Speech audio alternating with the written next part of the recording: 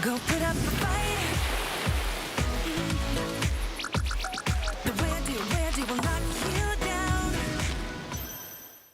진짜 한국에선 어떻게 먹는지 알려줄까? K-바비큐? 신김치랑 먹어야지. 치킨? 치맥 페스티벌은 처음이지? 김치? 종류만큼 먹는 법도 가지각색. 김밥? 시상에선, 산에선, 바다에선 이렇게. 국밥? 취향 따라, 입맛 따라. 이런 한국, 와보지 않고는 모를걸? 요즘 한국에선 어떻게 노는지 알려줄까? 한국에선 아이돌이 되어볼 수도, 인생 번호를 찾을 수도 있지. 제일 핫한 포토 스팟은 여기.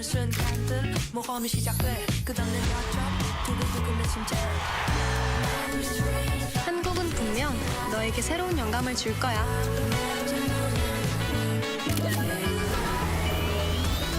이런 한국, 와보지 않고는 모를걸?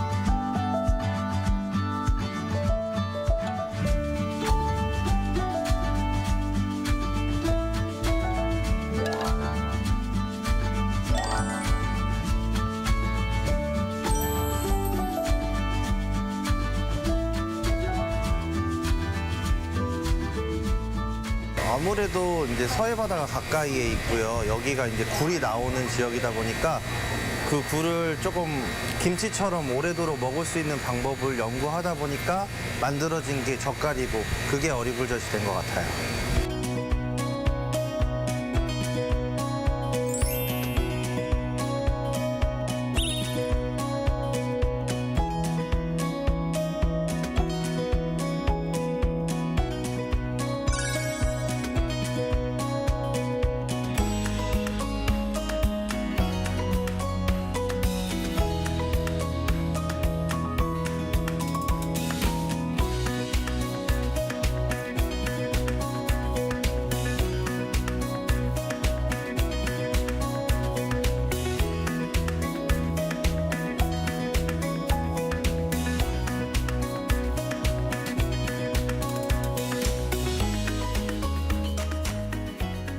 바로 식혀서 기름 안 치고 그냥 굽는 거예요, 옛날식으로.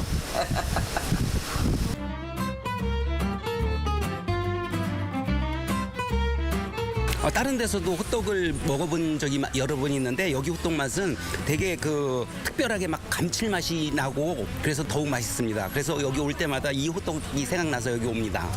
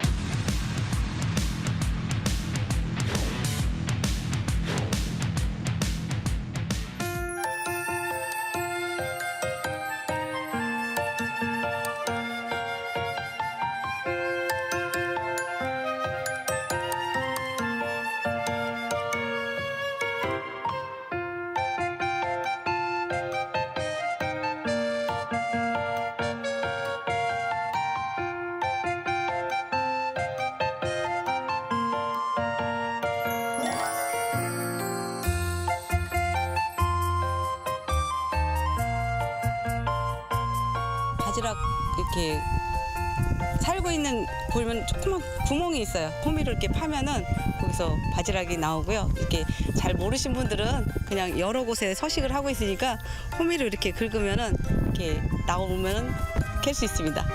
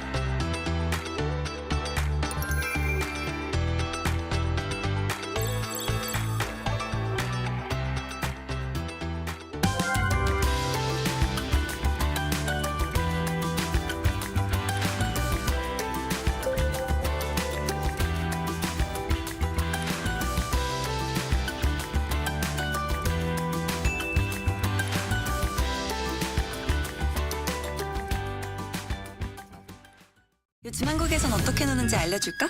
한국에선 아이돌이 되어볼 수도 인생 번호를 찾을 수도 있지. 제일 핫한 포토 스팟은 여기.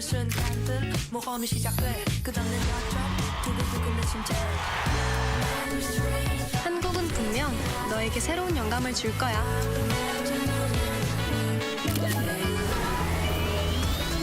이런 한국 와보지 않고는 모를걸? 진짜 한국에선 어떻게 먹는지 알려줄까? K-바비큐? 신김치랑 먹어야지. 치킨? 치맥 페스티벌은 처음이지? 김치? 종류만큼 먹는 법도 가지각색. 김밥? 시장에선, 산에선, 바다에선 이렇게. 국밥? 취향 따라, 입맛 따라. 이런 한국 와보지 않고는 모를걸?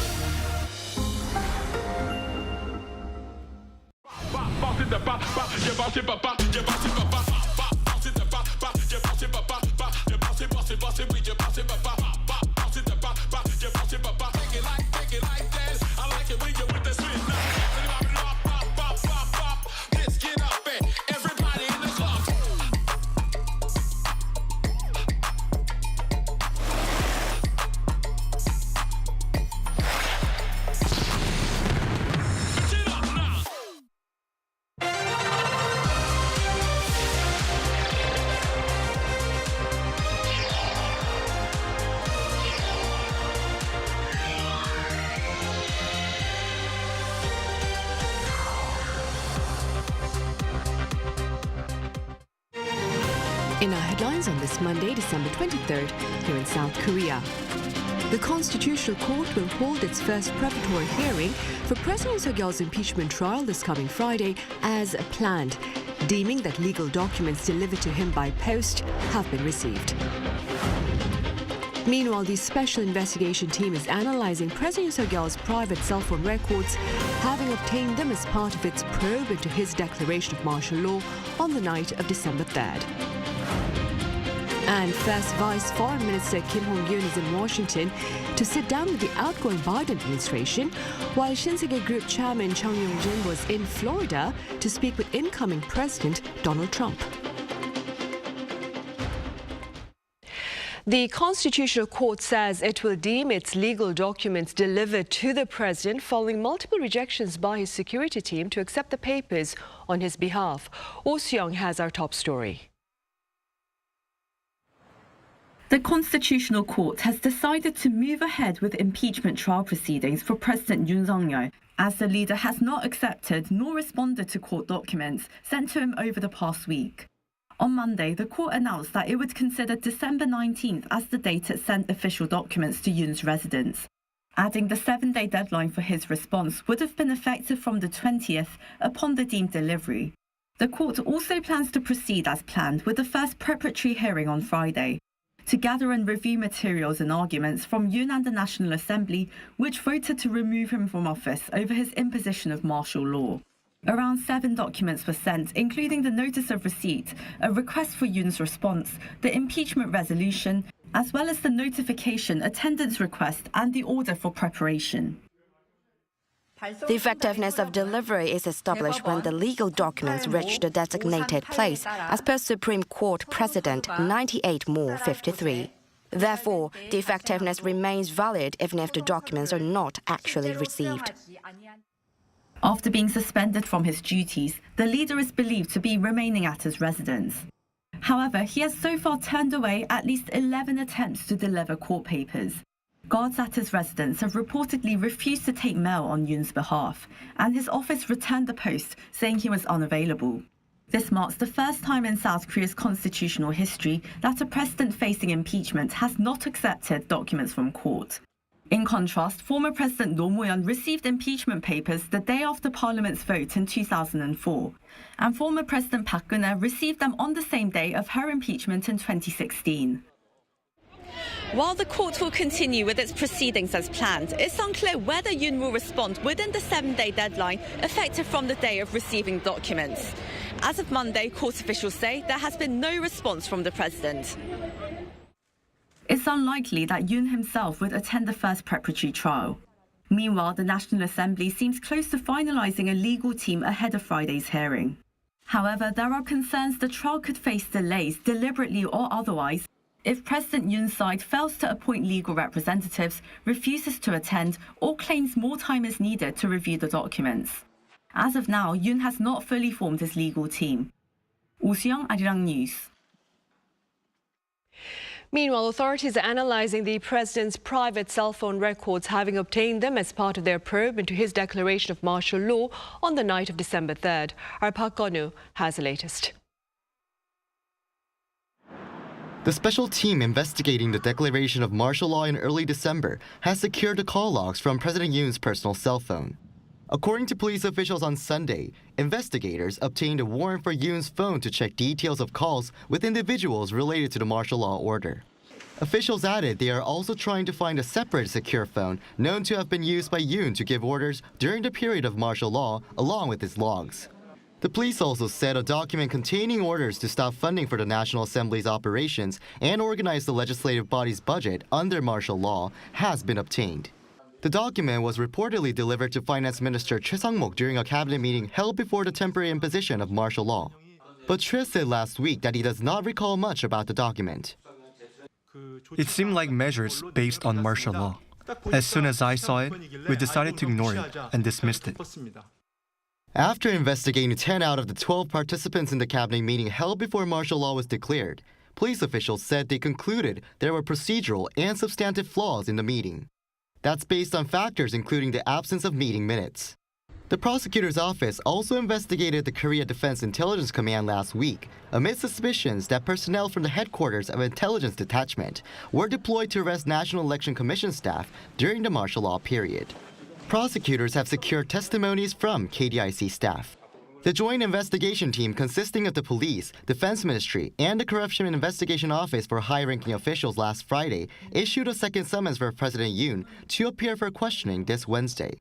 The first summons issued last Wednesday by the CIO went unanswered. The CIO plans to seek an arrest warrant for Yoon if he does not respond to the latest summons, or if he does not give a specific reason for failing to appear before investigators on Wednesday. 박건우, Arirang News. And at the National Assembly, lawmakers across the aisle have agreed to launch a bipartisan body with the government for talks on state affairs, including public livelihood. Our correspondent Ishihu reports. After more than a week of back and forth, the rival parties at the National Assembly agreed Monday to launch a joint consultative body between the ruling People Power Party and the main opposition Democratic Party and the government to discuss current state affairs and measures to improve people's livelihoods. PPP's acting chairman and floor leader Kwon Sung-dong and the DP's floor leader Park Chan-dae, in their talks presided over by National Assembly Speaker Woo Won-sik, decided to hold the first meeting this Thursday on the 26th. It's expected that the party leaders, either Kwon or a soon-to-be-chosen leader of its Emergency Leadership Committee for the PPP and Lee Jae-myung for the DP, will start off the conversations. And the party's respective floor leaders will lead more practical discussions afterward.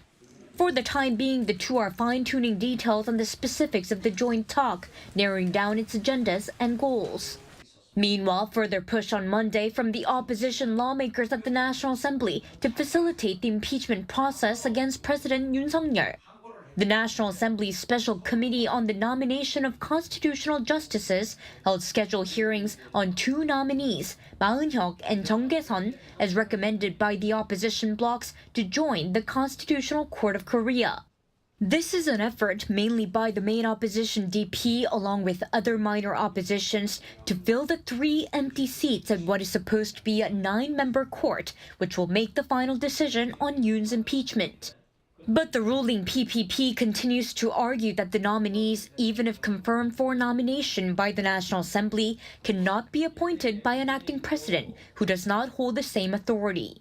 The PPP members of the special committee refused to take part during the hearings. The party says if the National Assembly's nominations do go through, it will go as far as to challenge the nomination by filing an official jurisdiction of the dispute to the Constitutional Court. By law, 3 constitutional justices are selected by the National Assembly and appointed by the president. The opposition plans to hold another hearing on Tuesday to question the 3rd nominee, Cho Han-chang, recommended by the ruling party, and get all 3 nominations approved by the whole assembly at a plenary session as early as this Thursday.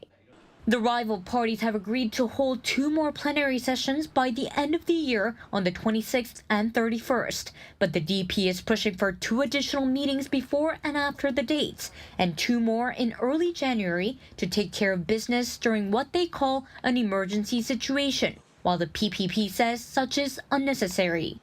이시후, Arirang News. In other news, first Vice Foreign Minister Kim Hong-kyun is in Washington to sit down with the outgoing Biden administration, while Shinsegae Group Chairman Chung Yong-jin was in Florida to speak with the incoming President Donald Trump. Our Lee Seung-jae has more. South Korea's first Vice Foreign Minister Kim Hong-kyun is visiting the United States for talks with the outgoing Biden administration as Seoul prepares for the incoming Trump administration. Talking to reporters at Dulles International Airport on Sunday, Kim said the Yoon administration has been communicating with the Trump team since before the U.S. presidential election.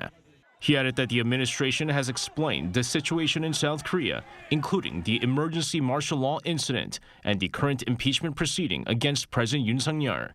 When asked how Trump's team perceives the situation in South Korea, Kim said that as the whole world has witnessed, South Korea's democracy has shown how resilient it is, adding that they'll clearly understand the situation. The South Korean envoy explained that there are no plans to meet with anyone from the Trump side during his visit. Meanwhile, South Korean retail conglomerate Shinsegae Group Chairman Chung Yong-jin said Saturday that he had a brief talk with U.S. President-elect Donald Trump. Speaking to Seoul-based Yonhap News Agency from Hartsfield-Jackson Atlanta International Airport, Chung said he spoke to Trump for around 10 to 15 minutes. While Chung was tight-lipped about his meeting with Trump, he explained that Trump's team showed interest in the current situation in South Korea. Korea is a country with potential, so please trust and wait. We will quickly return to normal. That's all I said. His brief meeting with the U.S. president-elect came as he stayed at Mar-a-Lago Resort at the invitation of Donald Trump Jr.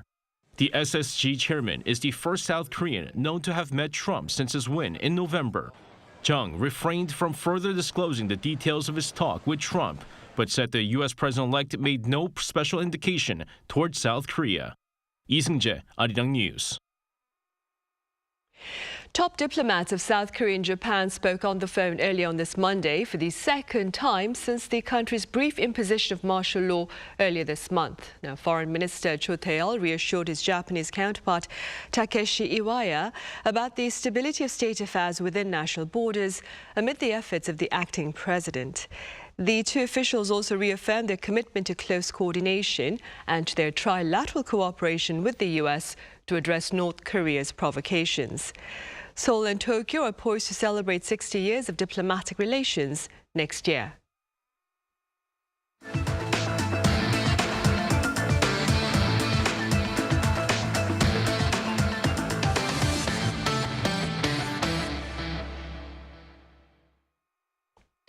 A third homegrown South Korean spy satellite has been placed into orbit from a U.S. space center this past weekend. Now, this latest mission comes as part of Seoul's plans to have 5 such satellites in space by the year 2025.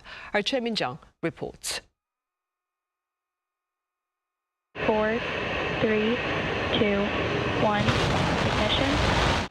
The country's third military reconnaissance satellite was successfully lifted into space on Saturday night, Korea time.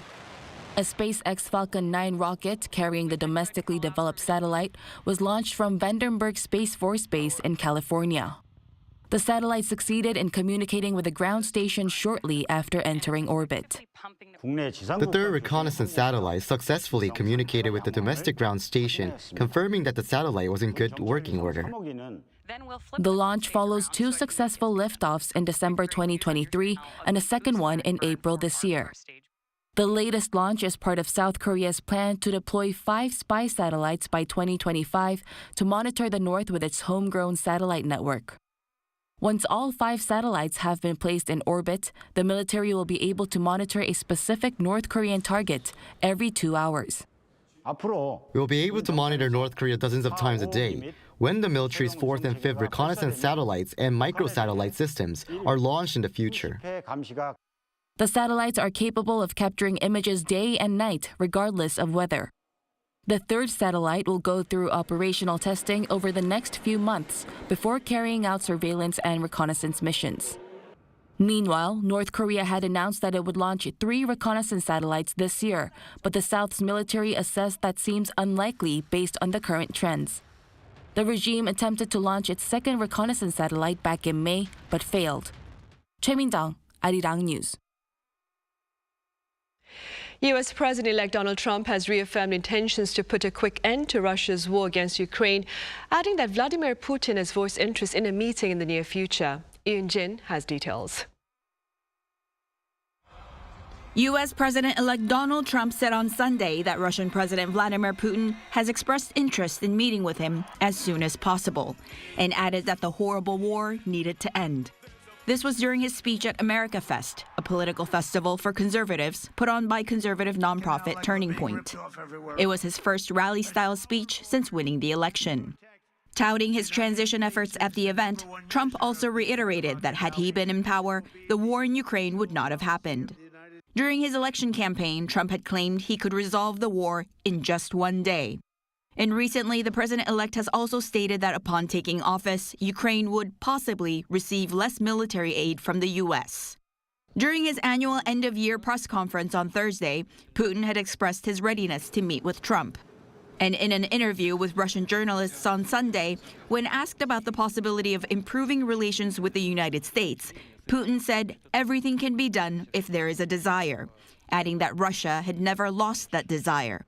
But Putin emphasized that while Russia is ready to find compromises, it would not be to the detriment of the interests of the Russian state, which he said holds true for all relations with foreign countries. Meanwhile, Putin hosted a meeting with Slovak Prime Minister Robert Fico on Sunday, who arrived in Moscow on a surprise working visit. The one-on-one meeting focused on the international situation of the Ukraine war, as well as supplies of Russian gas to Slovakia. Fico has been a vocal critic against the European Union's support for Kiev in the war. And Ukrainian President Volodymyr Zelensky stated at a summit in Brussels last week that he had no intention of renewing a deal allowing for Russian gas to transit to Slovakia through Ukraine. The 5-year agreement signed before the war is due to expire at the end of this year. 이은진, Arirang News. Meanwhile, back on the local front, semiconductor shipments overseas have been driving up exports this month. According to the Korea Customs Service on this Monday, chip exports amounted to $40.3 billion during the first 20 days of December, up 6.8% on year. Overseas shipments of semiconductors alone rose 23%. Korea's exports have been expanding for 14 months in a row up until November, but the rate of rise has been slowing since August. And the government is poised to inject an additional 300 billion won value-up fund to stabilize the local stock market. Intentions to this end were shared by Finance Minister Choi Sang-mok on this Monday at an economic meeting to address fluctuations in the market that have been aggravated by the political instability here at home. Officials also touched upon boosting foreign exchange liquidity with measures such as raising the forex forward position limit and expanding forex swaps with the National Pension Service within the month. Restrictions on foreign currency loans for domestic use will also be eased by the end of next month. And electricity rates will be frozen at 5 Korean won per kilowatt hour during the first quarter of 2025. Now, this is according to the Korea Electric Power Corporation as it plans to maintain the adjusted unit fuel cost, which has been in place since the third quarter of 2022. Back in October, KEPCO decided to raise the electricity rate for industrial use by 9.7%, while those for households and small stores were left unchanged. K-pop boy band Stray Kids topped the Billboard 200 albums chart for the 6th time with the new album Hop. The album debuted at #1, making it the group's 6th album in a row to debut at #1 on the main albums chart. No act has debuted at #1 with its first 6 chart entries in Billboard's near 69-year history. Stray Kids is now tied with BTS, Linkin Park, and Dave Matthews Band for the most #1 albums on the Billboard 200 chart since the year 2000. Members of Stray Kids, for their part, have thanked their fans for the honor.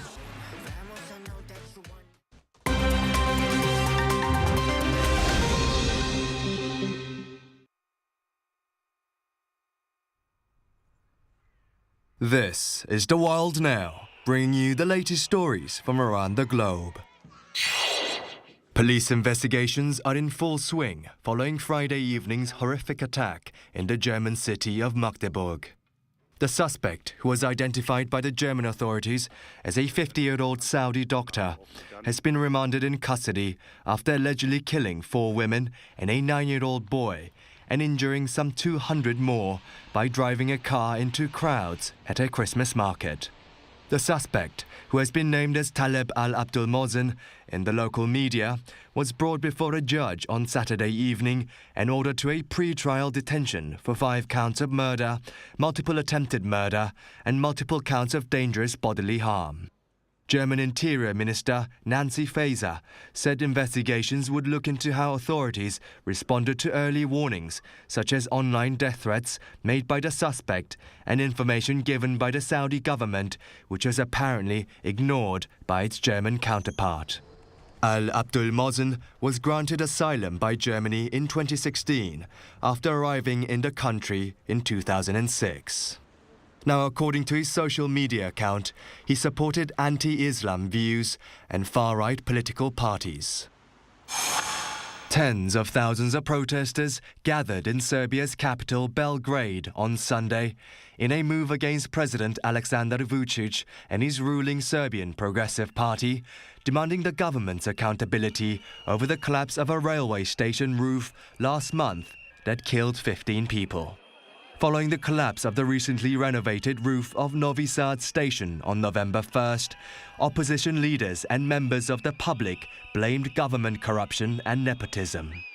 Now, Novi Sad station had been renovated twice in recent years in large-scale projects involving Chinese state companies.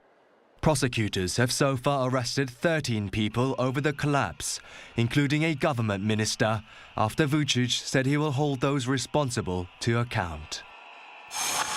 Spain's traditional Christmas lottery, El Gordo de la Primitiva, with the world's largest total prize pot of some $2.8 billion, announced its winning numbers in a broadcast on Sunday. As per tradition, the lottery draw was televised in a 4-hour broadcast from Madrid's Teatro Real, where students from San Ildefonso School picked the winning numbers and sang them out. The tradition, which dates back over 200 years to 1812, began as a way to raise funds to fight for Spain's independence against the occupying French forces. Nowadays, the remaining proceeds after payouts to lucky winners are donated to social causes. Kim Xiang, Arirang News.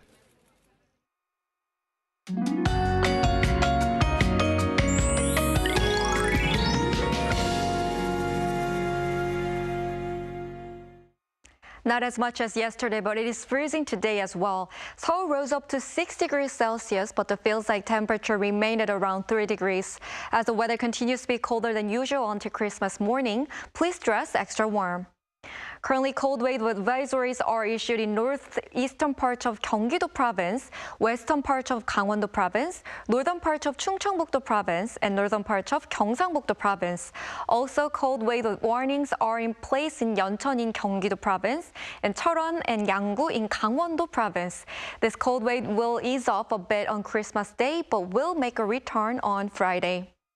Tomorrow, Christmas Eve will start off at below 0 degrees in most parts of the country. Chuncheon minus 12 degrees, Daegu minus 2 degrees. Highs will move up to 3 degrees in Seoul, Busan and Jeju 10 degrees. On Christmas Day, only lots of clouds are expected without any news of snow. It will be difficult to expect a white Christmas. That's all for Korea. Here are the weather conditions around the world.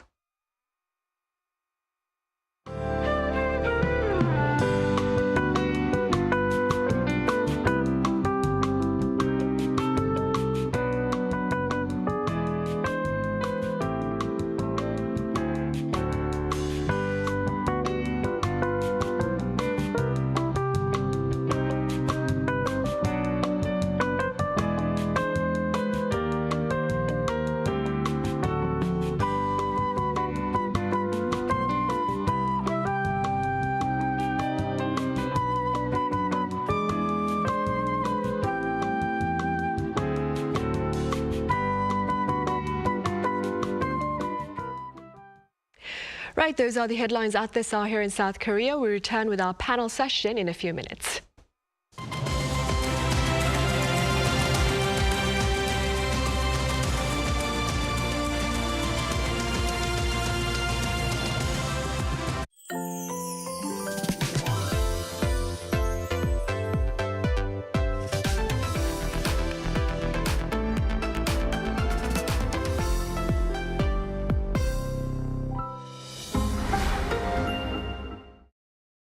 How to survive in Korea. Cafes. Step 1. Find a seat. Before ordering, find a seat. Laptop ID, smartphone, jacket, whatever that can mark your territory. But no bites. It's a little too big. Step 2. Pick up. We do not ask or call your name. We call out, B69 고객님. The buzzer will vibrate when your order is ready at the counter. Wait, got your straw? Keep the top of the wrapper on. Doing this is more hygienic. Step 3. Cafe etiquette. If you need to use your laptop, find a seat next to a socket. No extra charge for using electricity. But if you're staying over 3 hours, how about ordering another drink or dessert? Step 4. Last bite standing. There's a mysterious custom in Korea. The last bite standing. When there's about 1 bite left of that cake, nobody will go for it. You might be tempted, but don't be hasty. Right before you get up, take the last piece, saying that you simply can't waste food, or just leave it. It will save a few calories. Did you survive at the cafe? Did someone behind the counter catch your eye? Go for the same drink every single day. 오늘도 아이스 말차 라떼 드실 거죠? You might make an impression.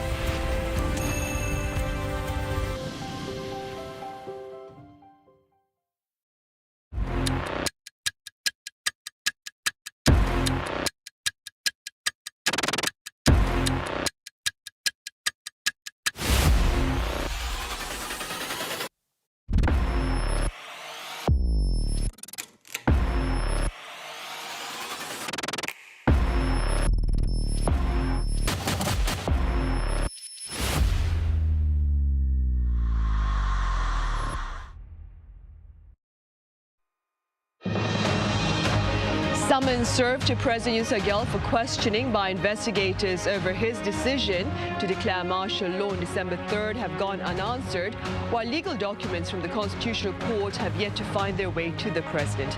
We have more in Press Perspective today.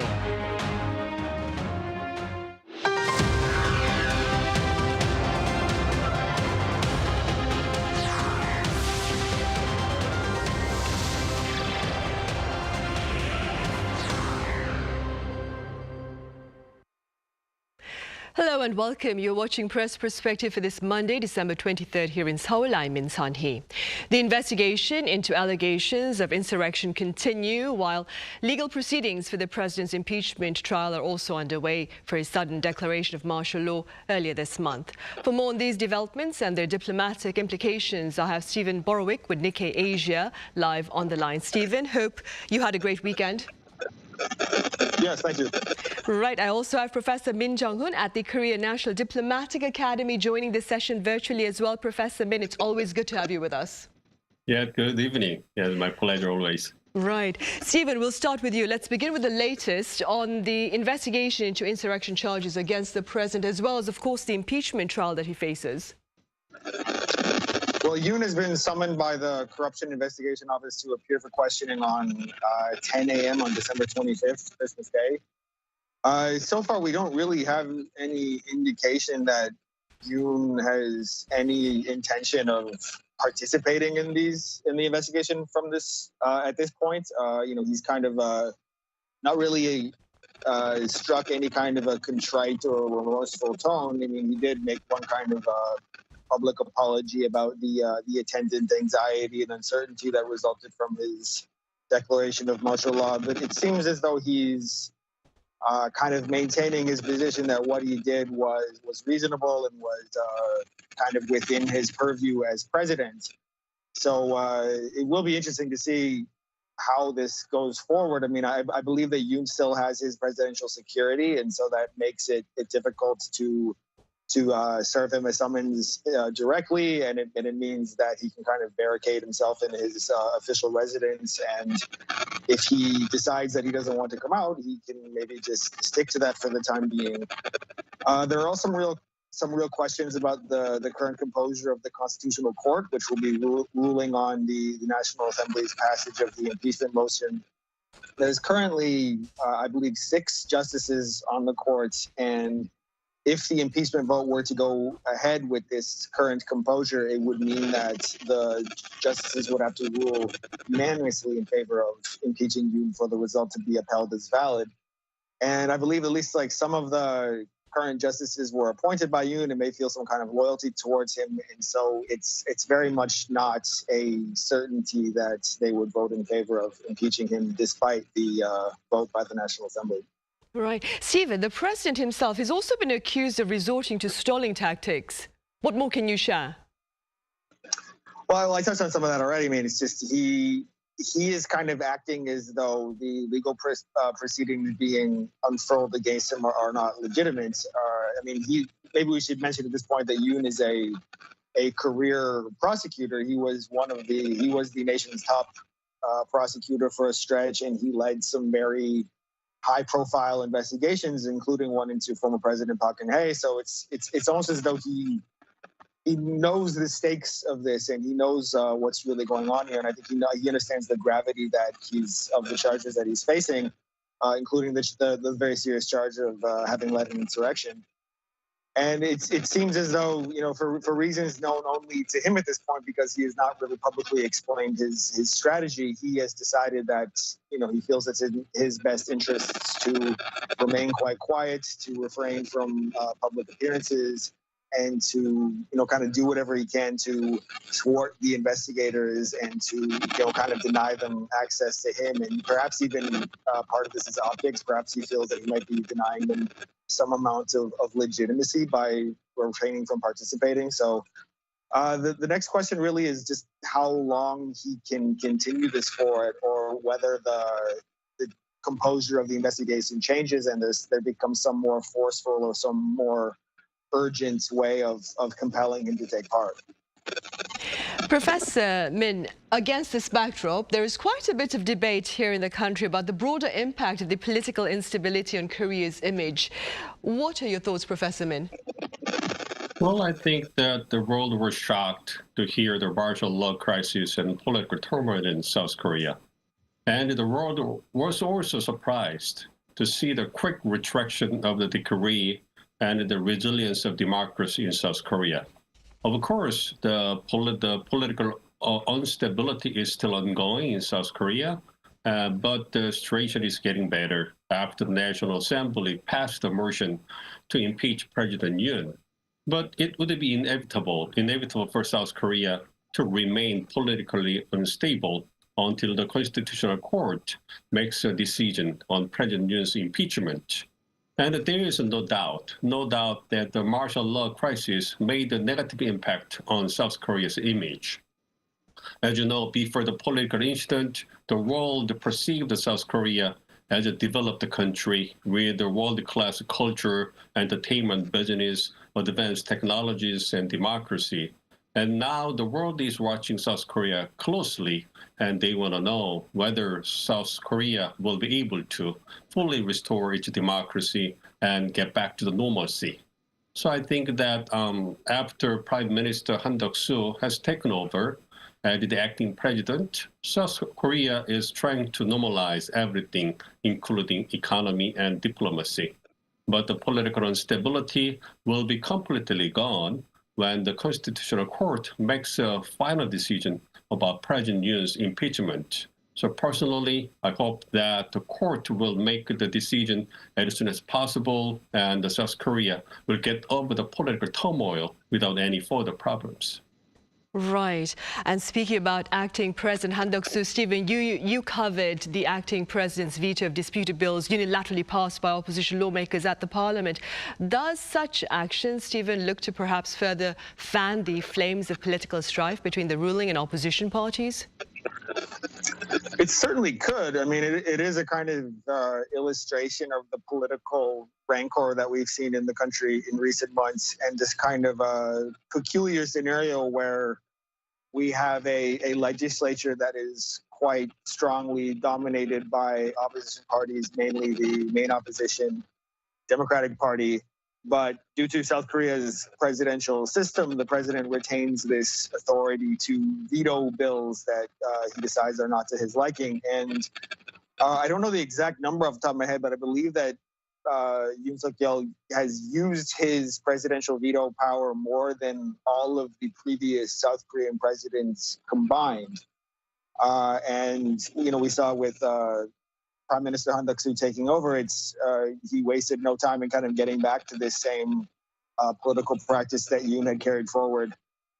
I mean, if we're trying to, just parse like how significant a gesture this is, I mean, it's kind of difficult at this point, but I mean, at the very least, I think it sort of heralds an ongoing of the legislative logjam and of this kind of buildup of ill will between the political parties of the ruling People Power Party kind of accusing the opposition parties of being ill-intentioned and of kind of thwarting the budget and all these other things that the two parties disagreed on. And then because the People Power Party is still having control of the executive branch of government, doing what they can to limit what the opposition parties can accomplish. I mean, this is something that I don't think any of the citizens of this country are particularly happy to see. I mean, I remember seeing one opinion poll a couple of weeks ago where a plurality of respondents said that they thought that political confrontation was kind of the main danger in the country right now. It was sort of the main thing holding back the country from functioning as well as it could. So, I mean, we are in, as Professor Min laid out, we are in this kind of unstable situation right now that will continue until the Constitutional Court is able to render a lasting verdict. But the early signs of Han as the acting leader do indicate that more of this kind of mutual distrust and mutual recrimination are likely to continue. Right then, Professor Min, despite the political standoff here, Deputy Secretary of State Kurt Campbell last week claimed that the Biden administration is considering a high-level engagement with South Korea before its exit from the White House next month. What, Professor Min, would you say is the importance of such interaction? Yes, after the National Assembly passed the motion to impeach President Yoon, South Korea is trying to get over the political turmoil.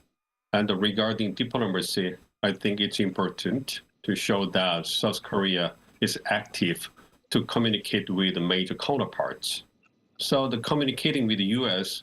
Is very important to show that South Korean diplomacy is working back because the ROK-US alliance is the foundation of South Korean diplomacy and security.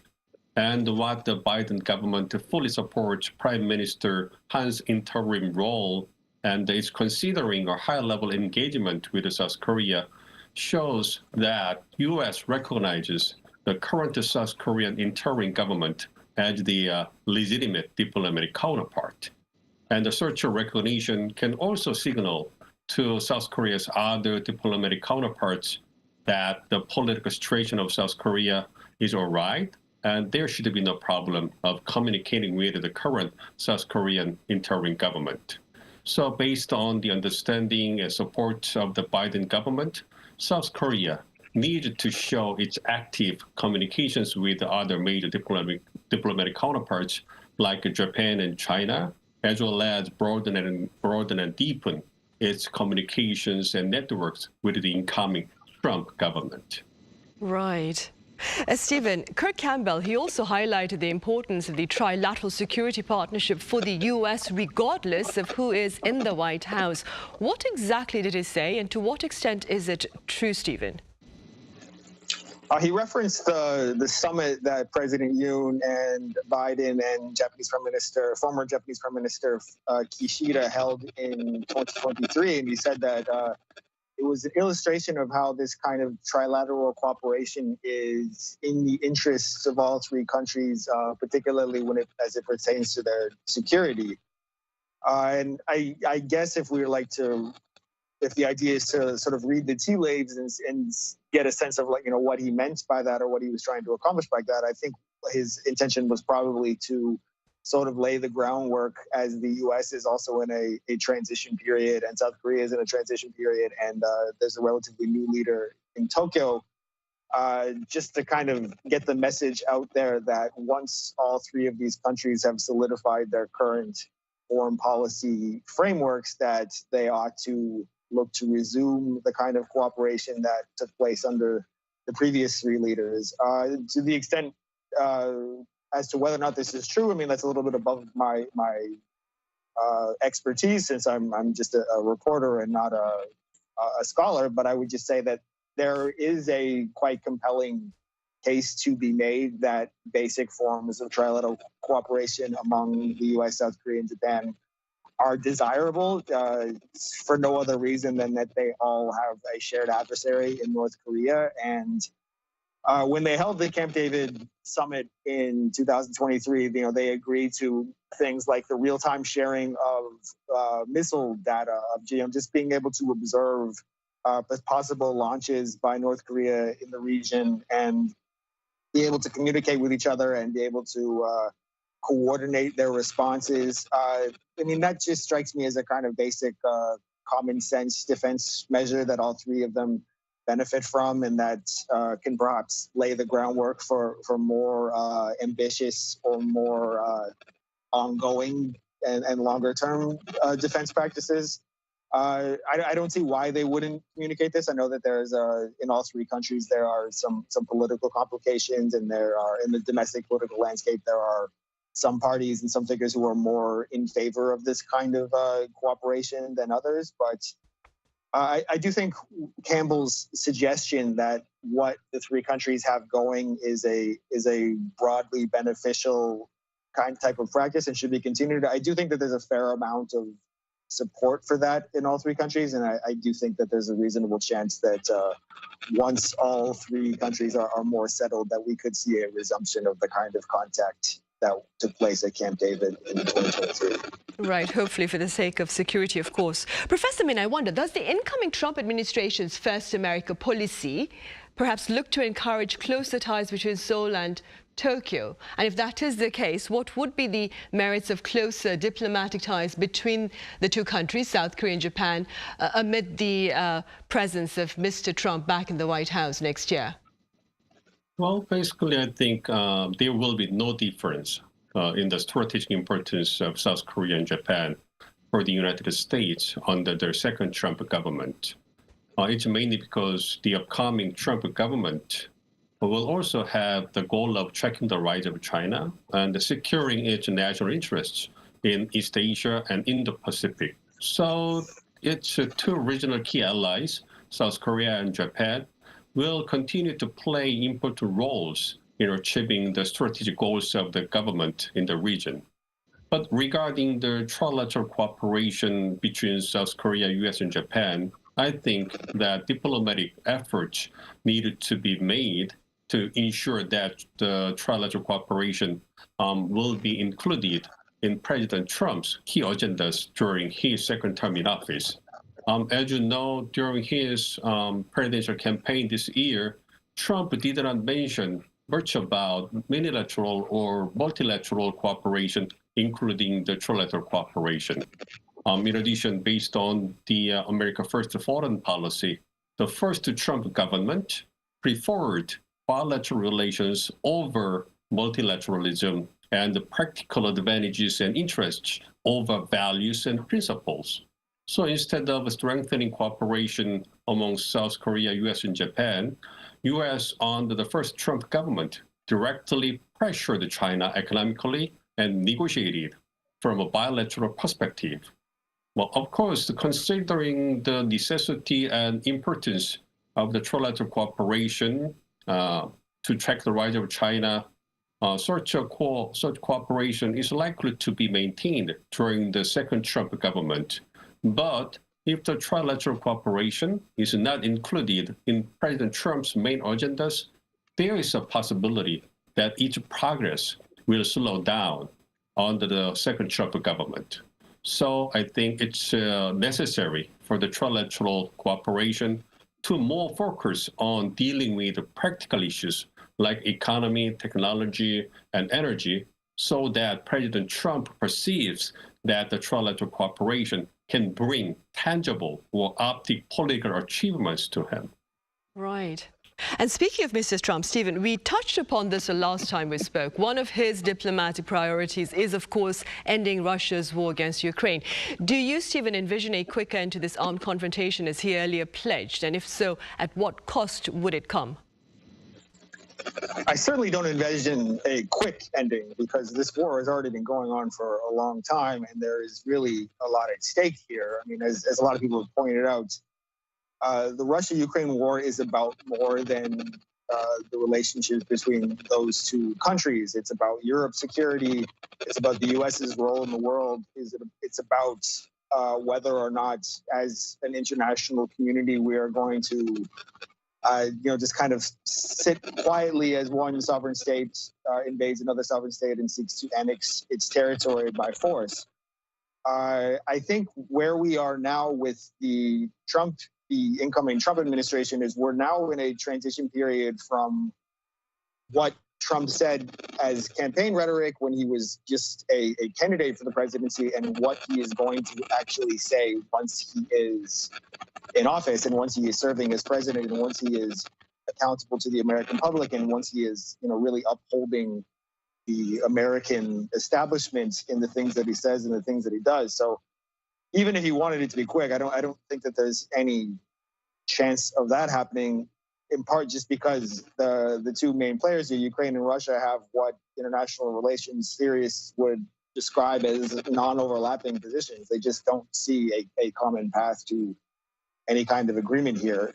So I would say that first as a kind of framework, but as I continue to discuss this, I would have to just reference a very interesting piece that was in the Financial Times yesterday that had a lot of interesting reporting about European officials' interactions with some of the figures who are likely to be part of Trump's foreign affairs teams, and they highlighted a few things. They highlighted some kind of cautious optimism that as Trump's team looks to put together their actual policy, that they're kind of more open to a more nuanced approach to Ukraine. And they have some self-interested reasons for that, in that Trump, when he's in office, he wants to project an image of America being strong. And if America simply walks away from Ukraine and decides that, they can no longer afford to support Ukraine, or that they're no longer interested in this, that they want to have this kind of isolationist inward turn that Trump has talked about,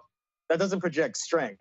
That projects an America that is looking inward, and that is reducing its footprint in the world, which is something that China and Russia very much want. They want an isolationist America. They want an America that is more focused on kind of narrowly on its domestic interests and is playing a less ambitious role worldwide. Another point that this Financial Times article quoted officials as referring to was this idea that a lot of people in Trump's team interpreted the U.S.'s departure from Afghanistan under Joe Biden as a major humiliation, as something that resulted in a real loss of face for the U.S. and a mistake that they don't want to repeat. They don't want Ukraine to go down as Trump's Afghanistan, as another case of U.S.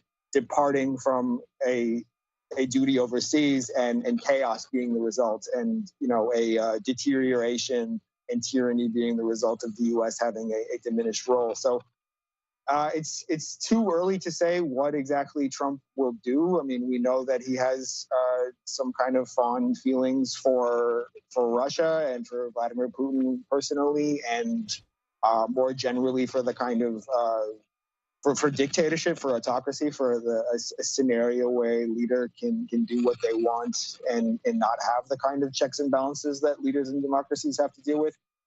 But I do think it's likely that we will at the very least see a kind of softening of its rhetoric. And the real question will be, to what extent do Trump and his team consider themselves to have interests in the Ukraine war? Do they think that in the interests of having a stable international order with the free movement of goods and not having the kinds of inflation or disruptions to international trade that war in Ukraine can cause, if they see themselves as not necessarily having to act altruistically, but being perhaps defending American interests in Ukraine and defending America's reputation in Ukraine, we could see a kind of change. Right. North Korea, meanwhile, Professor Min, appears adamant in its support of Russia against Ukraine. What, Professor Min, are perhaps the rewards and risks for Pyongyang as it places its weight behind Moscow? Well, I think North Korea is using military cooperation with Russia, including sending its troops to Russia for its self-reliance and the military enhancement. On the one hand, economically, earning foreign currency through the salaries of the North Korean soldiers sent to Russia, supplying ammunition and missiles and logistic support to Russia, as well as importing oil, food, and materials from Russia. Altogether, it's playing a key role in North Korea's economic survival. And the technical and material support from Russia is also expected to be provided to modernize aging industrial and power generation facilities in North Korea. On the other hand, militarily, the dispatch of North Korean troops to Russia is expected to provide the North Korean military with the following benefits, like the strengthening its combat the capabilities, gaining experience in urban and modern warfares, and obtaining new Russian conventional equipments. And it will also guarantee that Russia will intervene militarily in a North Korean contingency. Meanwhile, I don't think that Russia will provide North Korea with advanced military technologies that North Korean regime truly wants, like ICBM re-entry technology, construction technologies for nuclear-powered submarines capable of carrying SLBMs, and technologies for lightweight nuclear warheads and multiple warheads. But anyway, I think that North Korea is likely to continuously support Russia on the international stage and strengthen its military cooperation with Russia in order to secure its interests as much as possible before the Russia-Ukraine war is over. Right, and hopefully it comes to an end sometime next year then. All right, Professor Min, as always, thank you so much for your insights today. Thank you. And Stephen, as always, thank you very much for your time and your thoughts. Thank you. Right, well, that ends this edition of Press Perspective. Thank you for watching. See you same time tomorrow.